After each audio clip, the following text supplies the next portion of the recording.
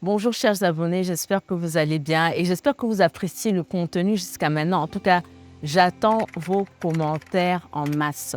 Alors, un point important que je voulais tout de même souligner, c'est que le médecin du travail dans votre entreprise, c'est un droit pour vous en tant que salarié et un devoir pour votre employeur. Maintenant, soyez rassurés, le médecin du travail est tenu au secret médical.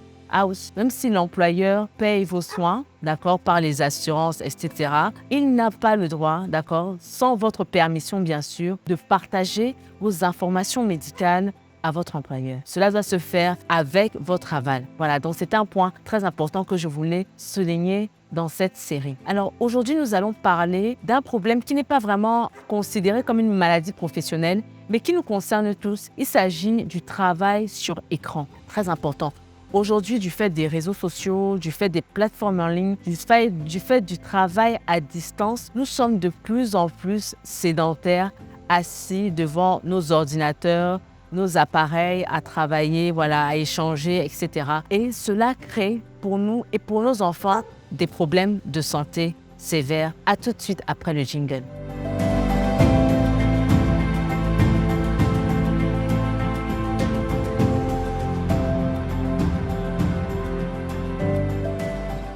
Le premier problème que l'on constate, c'est ce qu'on appelle la fatigue visuelle. Cette sensation de lourdeur des globes oculaires après avoir passé de longues heures devant les écrans. Donc ça, c'est quelque chose qui ne doit pas vous échapper, qui doit véritablement vous alerter. Pareil, si vous avez des sensations de picotement, de la vision floue après de longues heures devant les écrans et même les maux de tête. Ça, j'ai souvent des patients qui viennent qui me disent, voilà, j'ai vraiment mal à la tête, je pense que j'ai passé trop d'heures devant les ordis, etc., etc. Donc ça, c'est un premier point. Le deuxième point, c'est ce qu'on appelle les troubles musculo-squelettiques. Étant donné votre posture devant un écran d'ordi, vous restez longtemps sur place à avoir des gestes répétitifs, à pianoter sur votre clavier.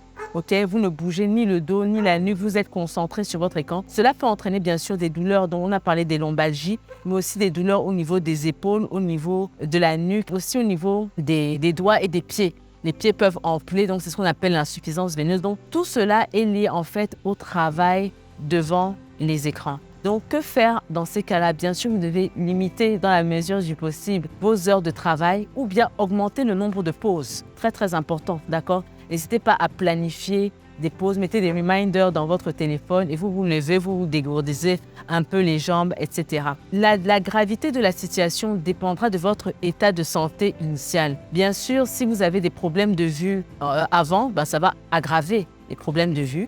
D'accord? D'autant plus que si vous travaillez avec des images qui sont trop floues, vous êtes trop proche de l'écran, ce sont des facteurs favorisants qui vont aggraver, bien sûr, ces problèmes-là. Et tout ce qui est problème de pieds qui enflent et tout, ça va s'aggraver si vous ne prenez pas des mesures comme mettre des bas de contention, etc. Donc, n'hésitez pas à poser vos questions si vous en avez. Likez, commentez, partagez si cette vidéo vous a édifié. Et on se dit à la prochaine vidéo.